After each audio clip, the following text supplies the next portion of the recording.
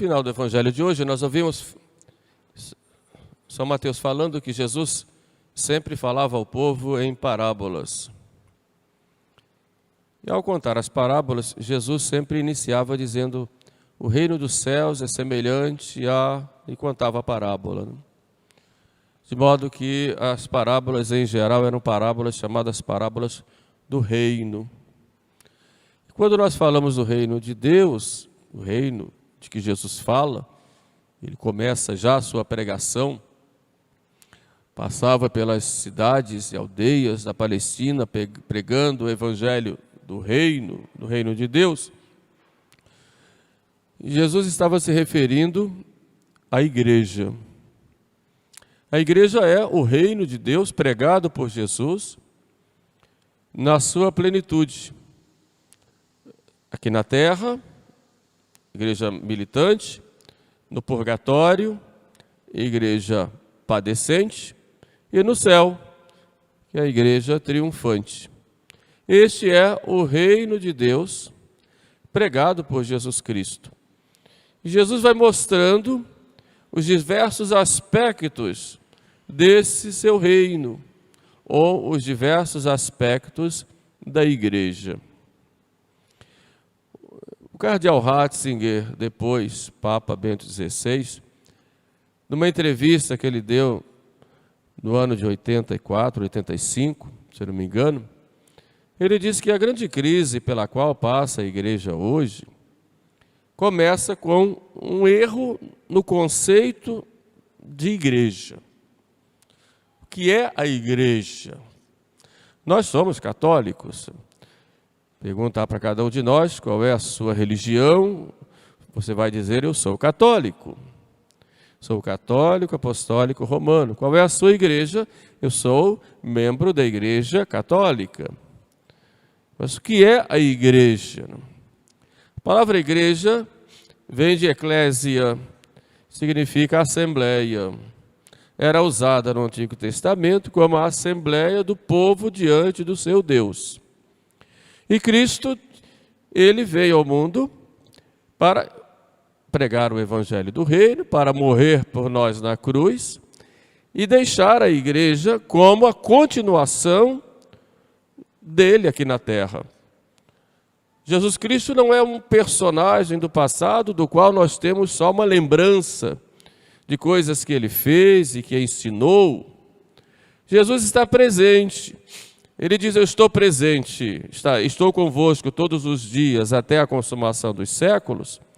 Ele está presente no sacramento, de modo claro, de modo real e substancial, no sacramento da Eucaristia, como está presente agindo em todos os outros sacramentos, mas ele está presente através da igreja.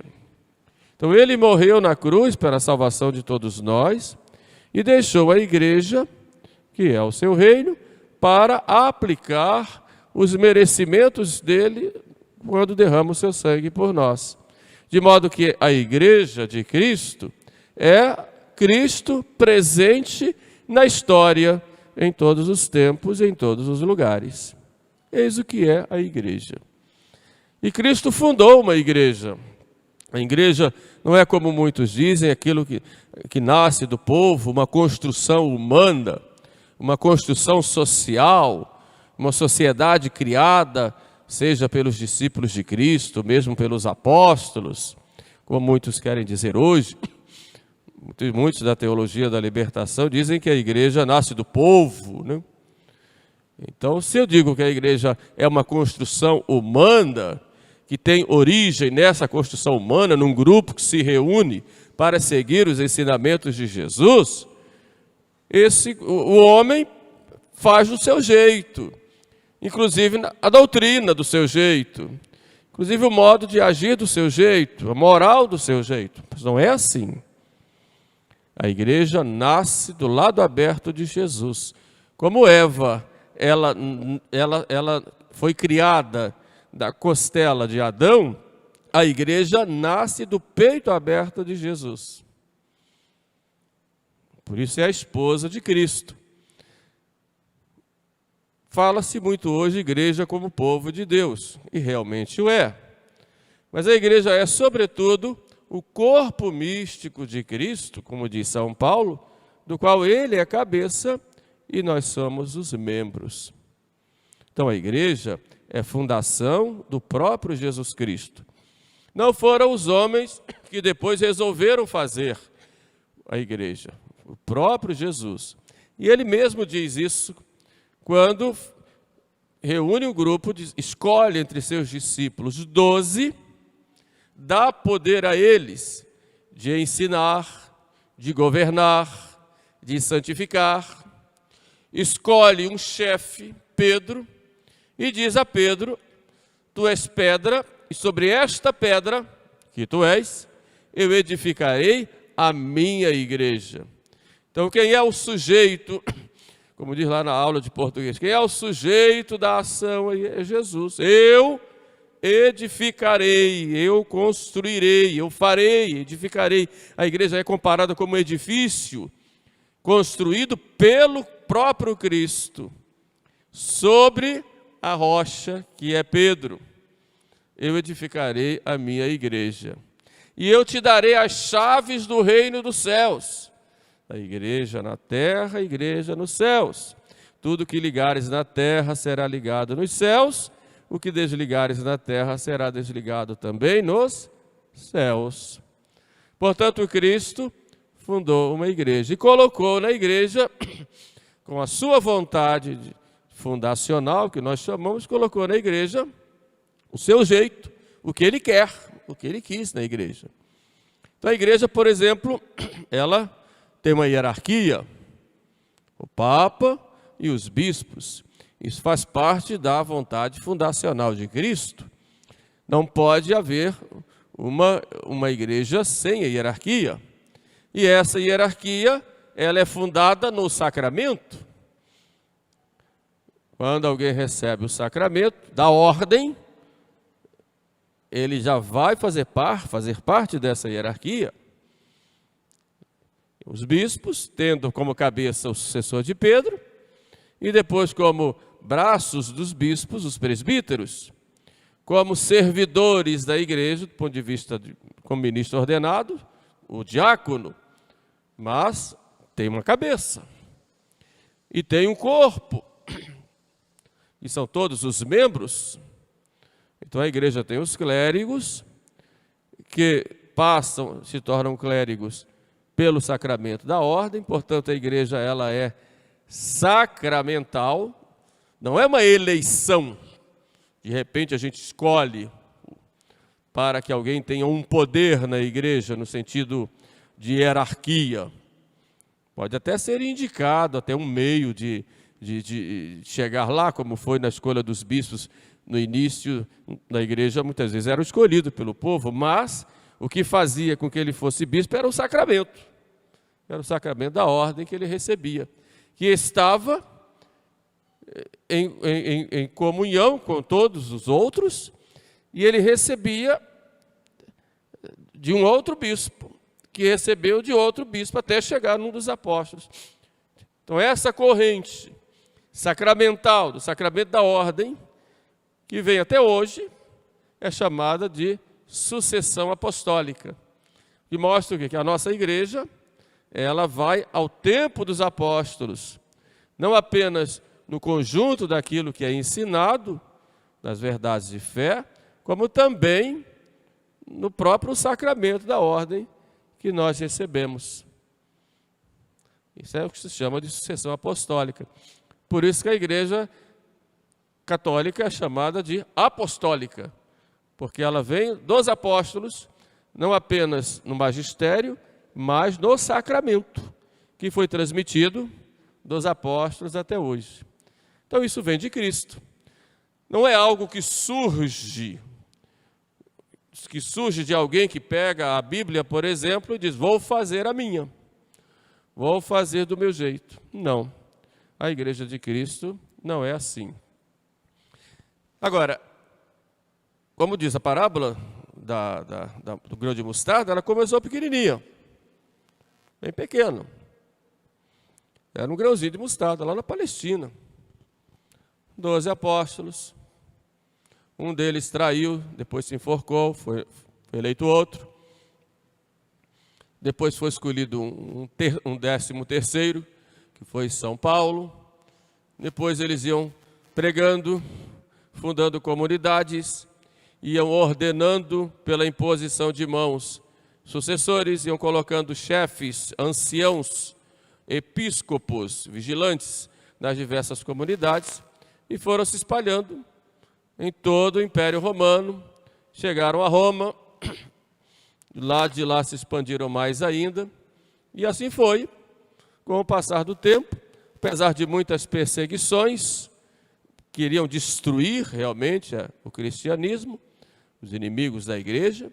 Depois nós conseguimos ter liberdade de culto, os inimigos entraram através das heresias, houve realmente lutas internas por causa das heresias.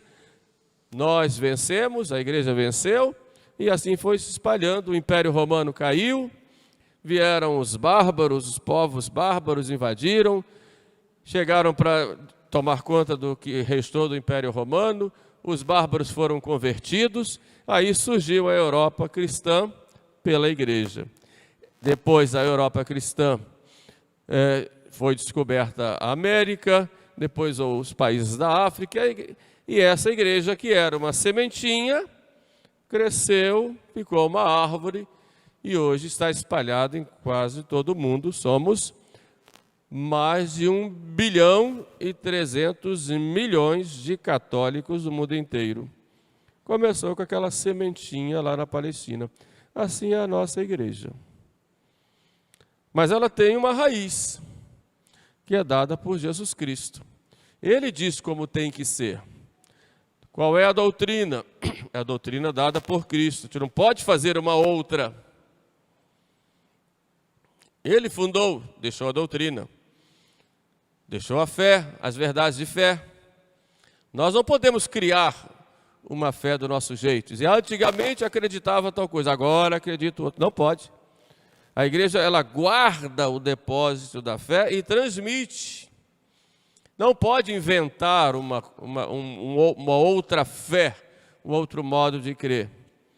Os sacramentos, por quê? Porque a fé foi dada por Jesus. Então isso não pode mudar. Os sacramentos foram dados pelo próprio Cristo. São de origem apostólica, e se são de origem apostólica, são de origem de Cristo. Portanto, não podem mudar.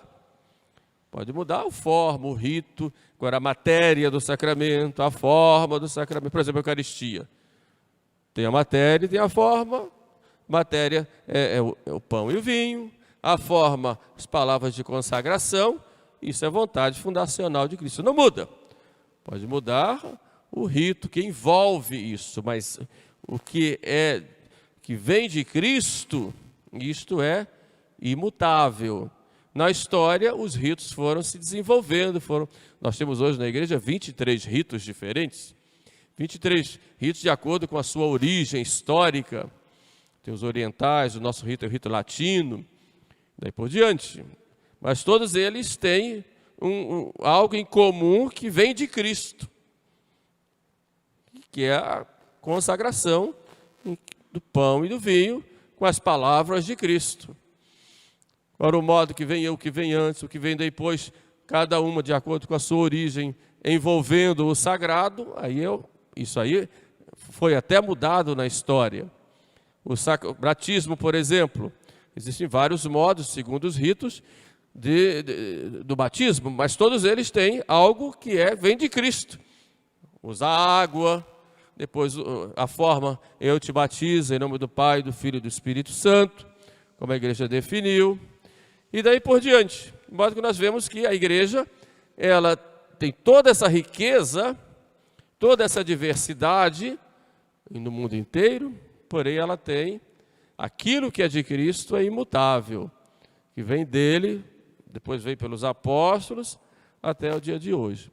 É essa raiz desta árvore que cresceu a ponto de pessoas do mundo inteiro poderem se abrigar, como disse Jesus, os pássaros vêm fazer os seus ninhos. Naquela época, ninguém podia imaginar que a igreja de Cristo fosse crescer tanto. Mas quem conduz a igreja é o próprio nosso Senhor, o Espírito Santo é a alma da igreja, e assim a igreja cresceu e se espalhou pelo mundo inteiro. Por isso nós somos felizes, porque somos membros dessa igreja. Eu passo a pertencer à igreja de Cristo quando? Quando eu sou batizado. O batismo me coloca dentro da igreja. Passo a fazer parte deste corpo místico de Cristo quando eu sou batizado. Mas eu também passo a ter um compromisso.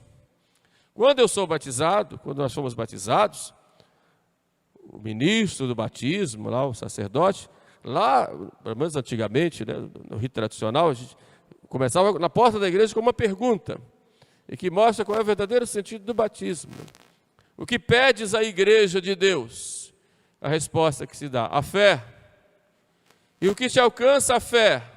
A vida eterna? Era a resposta. Então, o que é que você pediu à igreja quando você entrou na igreja? A fé. Quero receber a fé como virtude. Ou pertencer à igreja, então tenho que ter a fé, que é a minha adesão à própria pessoa de Jesus Cristo, com todas as suas consequências. É o meu sim à pessoa dele. Então eu peço isso. Para quê? Para alcançar a vida eterna. Porque qual é o fim da igreja? A salvação das almas. Porque Cristo deixou a igreja? Para salvar as almas. A igreja é chamada de sacramento de salvação. Por quê? Porque ela existe para a salvação das almas. Temos tantas obras da igreja, a igreja se espalhou pelo mundo inteiro, com obras de caridade, santas casas, asilos, orfanatos, tudo isso com um objetivo só, que é a salvação das almas. Tudo para salvar as almas. Não existe outro fim. A igreja não tem um fim político, por isso não tem partido. E quem colocar partido dentro da igreja está errado. Está errado. A igreja não tem uma ideologia. A igreja é de Cristo. A igreja não tem um objetivo temporal, ou seja, um objetivo no tempo. O objetivo da igreja é para a eternidade. Esse é o fim da igreja, salvação. Por isso que Cristo morreu na cruz, porque a igreja é a continuação de Cristo na história. E de que modo a igreja nos salva, nos traz a salvação? Ensinando as verdades que Jesus Cristo ensinou, nos mostrando os mandamentos, nos tornando discípulos de Cristo e nos transmitindo a graça através dos sacramentos. Assim a igreja vai salvando as almas, levando todos a viverem a caridade do próprio Cristo. O amai-vos uns aos outros como eu vos amei. E a igreja vai espalhando esse amor de Cristo como que incendiando o mundo. E foi isso que a igreja fez.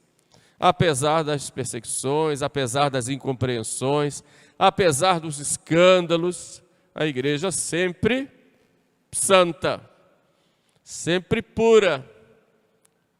Os membros da igreja estão buscando a santidade, mas a igreja é santa. Não se pode dizer que a igreja é santa e pecadora. A igreja não é pecadora, a igreja é santa. Os homens é que são pecadores. Mas se seguirem aquilo que a igreja ensina e viverem essa comunhão íntima com a igreja, com a alma da igreja, que é o Espírito Santo, vão ser santos. Por isso a igreja nos mostra tantos exemplos de santos, como tem hoje, por exemplo, Santa Rosa de Lima. No dizer do Papa Inocêncio IX, Santa Rosa de Lima, ele diz, provavelmente Santa Rosa de Lima converteu mais almas na América Latina, ou melhor, na América, do que qualquer missionário com as suas pregações. Ela converteu com as suas orações e com as suas penitências e mortificações, mais do que qualquer missionário, porque a igreja é santa. E o que leva realmente a conversão é a santidade dos membros. O que leva ao crescimento da igreja é a santidade dos membros, que vai junto com a pregação. Mas o que leva a igreja ao seu crescimento é a santidade dos membros. Por isso o nosso Senhor conta a parábola do fermento. Fermento que vai dentro da farinha e fermenta, toda a massa fica levedada, diz Jesus. Assim somos nós no mundo. Somos um punhadinho de fermento. E o mundo é grande. Mas nós temos que fermentar este mundo. E quando nós fermentamos este mundo, a igreja cresce. Mas como é que nós vamos fermentar este mundo? Com a nossa santidade de vida. Com o nosso compromisso com o nosso Senhor. De modo que eu tenho obrigação de buscar a santidade. Sei que não vai ser fácil, por causa dos meus pecados, dos meus ímpetos, muitas vezes dos meus instintos desordenados. Porém, é um compromisso que nós temos de buscarmos a santidade.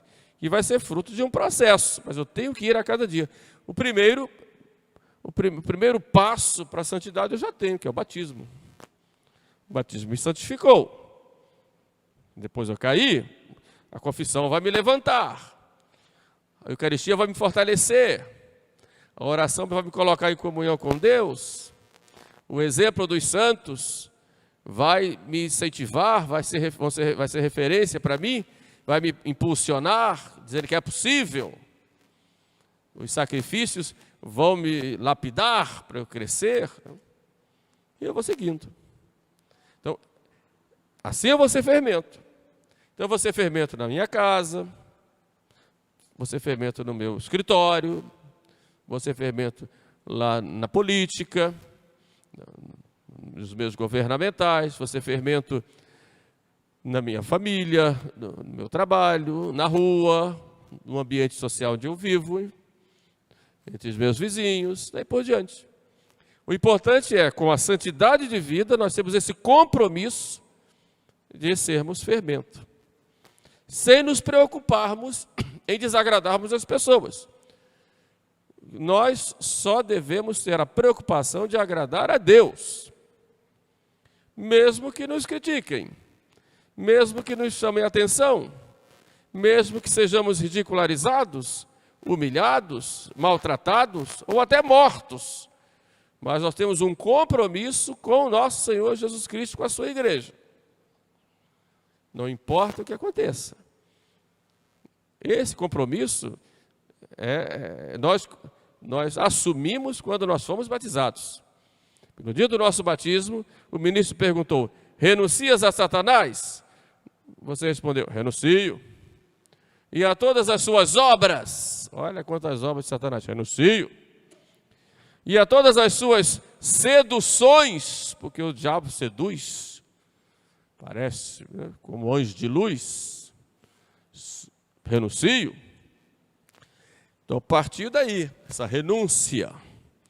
Depois que eu renunciei, agora eu vou abraçar uma causa, que é a própria fé. Creis em Deus Pai, creio. Creis no Filho de Deus, creio. Creis na Igreja Católica, creio. Então, abraçando essa fé, eu vou viver conforme essa fé. Esse é o compromisso do cristão. Que, infelizmente, a maioria dos católicos não assume a sua condição, ou melhor, não assume o seu caráter de cristão, não assume o seu batismo, não assume na prática da fé, não assume na recepção dos sacramentos, não assume indo à igreja, não assume sua função como membro desse corpo místico de Cristo. Esse é o problema.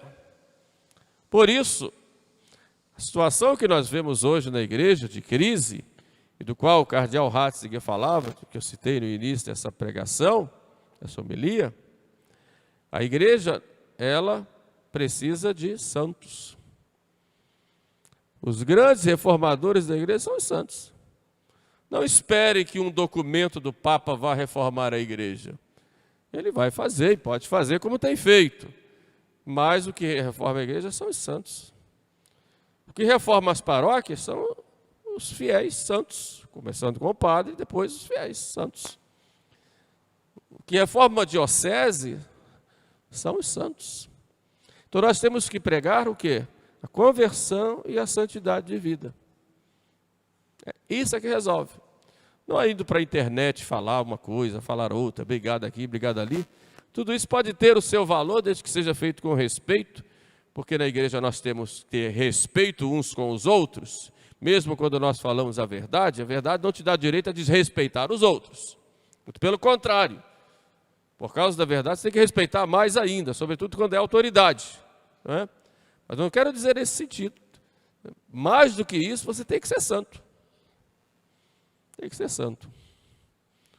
Não me esqueço de quando chegou aquele homem para falar com o Padre Pio. Vocês viram a história de Padre Pio. Chegou lá para falar de um sacerdote. Padre Pio, com todo o seu espírito de sacrifício, com toda a sua santidade, o que é que ele fez? Foi um murro no camarada lá, e começou a contar todos os pecados. Quem é você? E começou a contar os pecados, ele saiu desesperado. Né? Até que depois ele voltou convertido, etc. Né? Porque Padre Pio tinha bem claro que o que resolve na igreja é a santidade. A partir daí. Então temos esse compromisso. Esse é o fermento. Foi o que aconteceu com Santa Rosa. Por isso que o Papa disse de Santa Rosa isso. Converteu mais gente do que qualquer missionário. Santa Teresinha viveu quantos anos? 24 anos e 9 meses. Ela nunca saiu do convento, depois que entrou. Entrou com 15 anos, nunca saiu.